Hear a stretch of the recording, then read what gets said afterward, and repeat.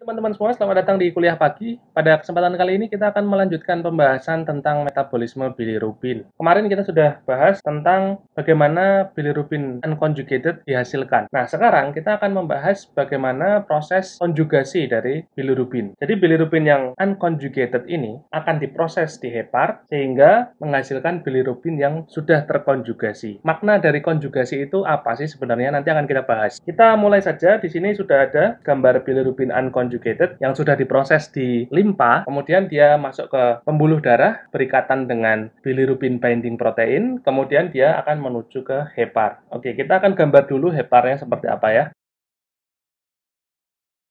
Oke, ini adalah gambaran skematik ya. Oke, kita akan bahas bagaimana unconjugated bilirubin tersebut akan dikonjugasi oleh hepatosit. Oke, yang kotak-kotak ini, yang kotak-kotak warna coklat ini adalah hepatosit. Yang warna hijau ini menggambarkan canaliculi biliaris ya. Kemudian ini adalah vesica biliaris. Kemudian yang warna merah ini menggambarkan pembuluh darah. Kita akan bahas bilirubin pertama akan menuju ke hepar ya. Ini bilirubin ada di pembuluh darah. Tentunya bilirubin ini berikatan dengan bilirubin binding protein ya. Oke, bilirubin yang berikatan dengan bilirubin binding protein ini kita sebut sebagai bilirubin unconjugated, belum terkonjugasi. Nah, selanjutnya dia akan menuju ke hepar. Setelah sampai di hepar, dia akan keluar dari pembuluh darah, menempel pada sebuah reseptor dari hepatosit ya. Jadi hepatosit itu punya reseptor yang menghadap ke arah pembuluh darah. Jadi reseptor ini akan menangkap si bilirubin. Kita gambarkan reseptornya ya. Selanjutnya, bilirubin yang sudah menempel pada reseptor hepatosit ini akan masuk. Kita akan gambarkan dia akan masuk ke dalam sel hepatosit. Nah, sebelum kita bahas lebih lanjut, di sini ada sebuah hal yang harus diketahui bahwa ada obat yang memiliki efek pada ikatan antara bilirubin dengan bilirubin binding protein. Jadi ikatan ini bisa lepas akibat efek dari suatu obat. Nah, obat-obat ini salah satunya adalah golongan antibiotik sulfonamid. Nah, selain sulfonamid, ada beberapa obat lain yang bisa membuat displace atau terlepasnya ikatan bilirubin unconjugated dengan bilirubin binding protein, yaitu turunan-turunan dari penisilin ya. Ada juga obat furosemid. Nah, jadi ketiga obat ini punya efek mendisplace atau melepas ikatan antara unconjugated bilirubin dengan bilirubin binding protein. Sehingga apa? Sehingga akan terjadi peningkatan free unconjugated bilirubin. Jadi UB ya, kita singkat UB, free UB.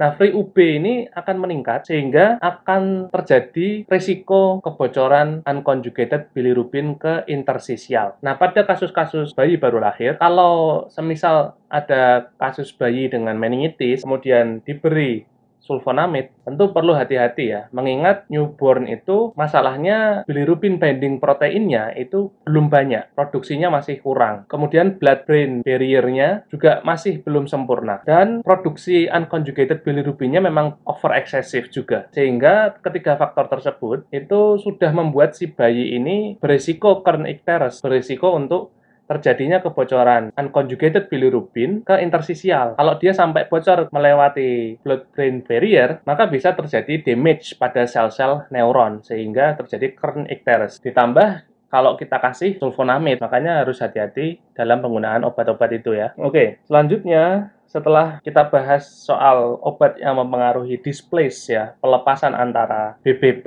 ya, bilirubin binding protein dengan unconjugated bilirubin, selanjutnya kita akan bicara soal obat yang bisa mengganggu reseptor ya, mengganggu reseptor hepatosit sehingga intake dari unconjugated bilirubin itu terganggu. Jadi bilirubin yang unconjugated itu terganggu untuk masuk ke dalam hepatosit. Problemnya itu di sini. Obat ini efek sampingnya itu mempengaruhi reseptor ini. Dikenal dengan OAT ya, obat anti tuberkulosis. Yang mana yaitu OAT rifampicin. Jadi rifampicin ini selain berefek pada warna urin yang orange kemerahan, dia juga mempengaruhi reseptor pada hepatosit yang berfungsi untuk intake unconjugated bilirubin sehingga unconjugated bilirubin itu meningkat di darah. Oke, untuk obat-obatan tadi sudah kita bahas ya. Selanjutnya kita akan melanjutkan perjalanan dari bilirubin ini. Nah, setelah unconjugated bilirubin ini masuk ke dalam hepatosit, dia akan menuju ke retikulum endoplasma. Kita akan gambar retikulum endoplasma. Di retikulum endoplasma merupakan inti dari proses konjugasi bilirubin. Nah, jadi apa yang dimaksud dengan konjugasi bilirubin?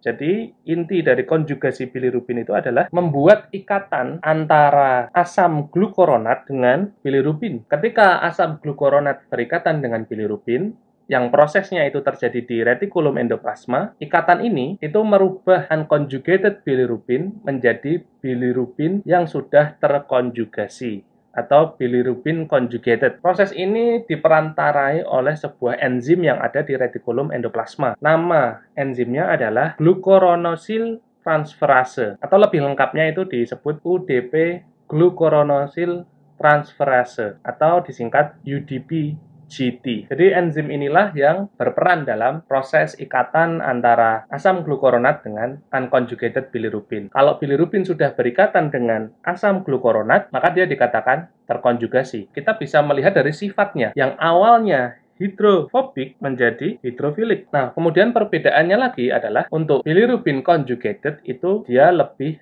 polar. Nah, proses ini terjadi di dalam sel hepatosit di retikulum endoplasma. Oke, nah selanjutnya bilirubin yang terkonjugasi ini atau conjugated bilirubin ini kita gambarkan dengan warna hijau yang lebih terang ya. Dia sudah terkonjugasi, selanjutnya dia akan kemana? Dia akan ngapain? Konjugasi yang terjadi ini membuat bilirubin ini terperangkap di dalam sel hepatosit. Sel hepatosit kan membrannya dari lipid bilayer ya. Nah, karena terbuat dari lipid bilayer, bilirubin yang sudah terkonjugasi ini dia sifatnya sudah hidrofilik, water soluble, larut air, tidak lagi lipid soluble. Nah, karena dia larut air, dia tidak bisa menembus lipid bilayer. Dia akan terperangkap di dalam sel hepatosit. Nah, selanjutnya apa yang akan dilakukan? Di sini, di sel hepatosit yang menghadap ke kanalikuli, itu dia punya sebuah transporter, aktif transporter, seperti ini ya. Transporter ini berfungsi untuk memindahkan bilirubin conjugated ke dalam kanalikuli. Jadi bilirubin akan masuk ke sini. Selain bilirubin juga ada hasil metabolit lain ya. Nah, selanjutnya bilirubin ini akan menuju ke vesika biliaris. Di vesika biliaris ini akan dikonsentrasikan ya, dipekatkan ya, disimpan untuk kebutuhan emulsi lemak untuk diekskresikan ke dalam duodenum ya. Oke, di video selanjutnya kita akan bahas bagaimana proses bilirubin masuk ke dalam lumen usus dan nanti akan kita bahas bagaimana perubahan-perubahan yang terjadi di situ dan proses emulsifikasi lemak. Oke, kalau ada pertanyaan silahkan komen, dan kalau ada saran dan koreksi silahkan komen juga. Jangan lupa like, share, and subscribe. Terima kasih, selamat pagi.